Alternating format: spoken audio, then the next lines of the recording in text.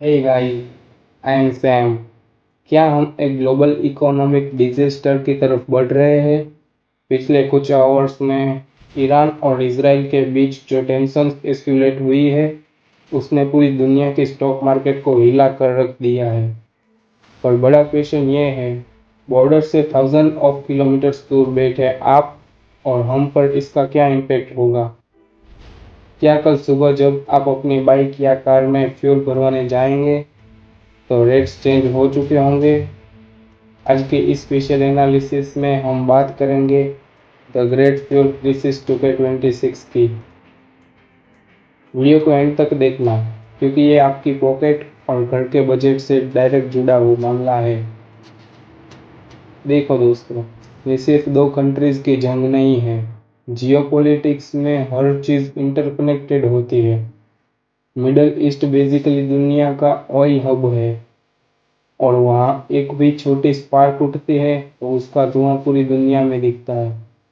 Israel Iran conflict ने straight of Hormuz पर बड़ा खतरा पैदा कर दिया है। फन फैक्ट ये है कि दुनिया का 20% से ज़्यादा क्रूड ऑयल इस नैरो सी रूट से गुजरता है।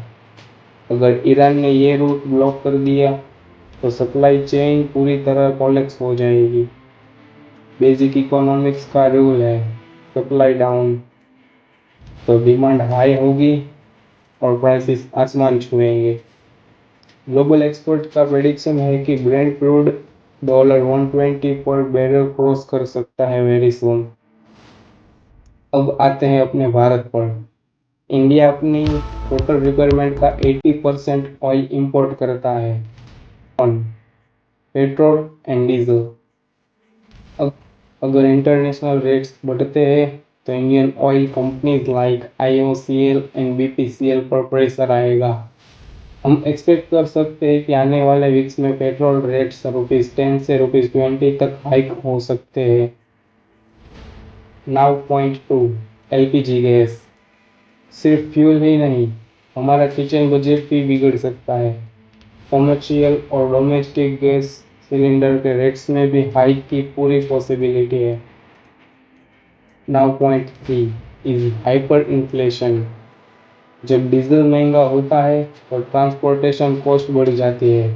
इसका रिजल्ट सब्जियां, फ्रूट्स और डेली इसेंशियल सब कुछ महंगा हो जाएगा।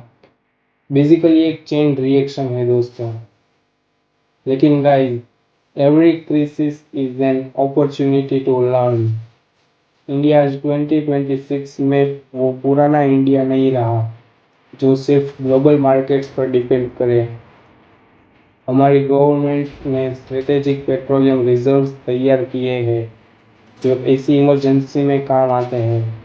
प्लस ये परफेक्ट टाइम है जब हमें इलेक्ट्रिक व्हीकल्स, EV और सोलर एनर्जी की तरफ स्विच करना चाहिए।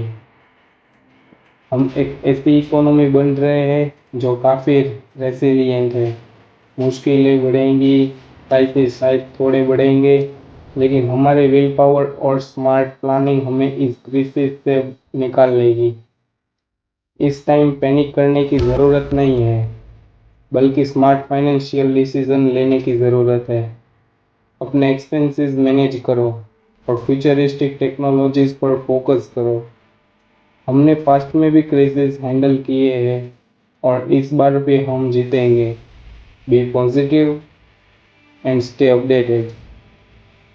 तो दोस्तों, ये था मेरा deep analysis Iran Israel war और उसके फ्यूल इम्पैक्ट पर। आपको क्या लगता है, क्या हमें EV पर शिफ्ट हो जाना चाहिए? अपनी राय नीचे कमेंट्स में ज़रूर बताना। अगर वीडियो इन्फॉर्मेटिव लगी तो हिट दैट लाइक बटन और अपने दोस्तों के साथ शेयर करो ताकि वो भी अवेयर रहे। लेटेस्ट न्यूज़ के लिए चैनल को सब्सक्राइब करें। मिलते हैं नेक्स्ट वीडियो में, तब तक के लिए स्टे सेफ, स्टे स्मार्ट। जय हिंद।